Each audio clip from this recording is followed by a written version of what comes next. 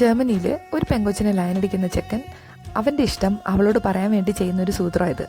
അതായത് ഏപ്രിൽ മാസം 30-ാം തീയതി അർദ്ധരാത്രി അല്ലെങ്കിൽ മെയ് മാസം രാവിലെ അവളുടെ വീടിൻ്റെ ഫ്രണ്ടിൽ ഇതുപോലൊരു മെയ് ബോം വെക്കും.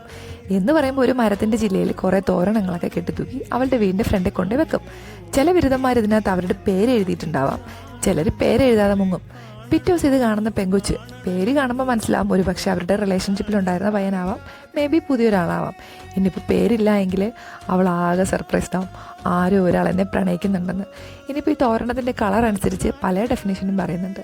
ഇപ്പം മഞ്ഞ കളർ മാത്രമാണെങ്കിൽ കുറേ നാൾ റിലേഷൻഷിപ്പിന് അവന് താല്പര്യമുണ്ടെന്നും, അല്ല റെഡ് കളറാണെങ്കിൽ അവൻ്റെ റിലേഷൻഷിപ്പ് ഭയങ്കര സ്ട്രോങ് ആണെന്നൊക്കെ പറയുന്നത്. എന്തായാലും തുടർച്ചയായിട്ട് 3 പ്രാവശ്യം മെയ്ബം കിട്ടുന്ന പെങ്കൊച്ചിന് കല്യാണം കഴിക്കാൻ അവന് താല്പര്യമുണ്ടെന്നും ഒരർത്ഥമുണ്ട്. ഇതൊക്കെ മുത്തശ്ശിമാർ പറയുന്നൊരു ട്രഡീഷണൽ കഥയാണേ.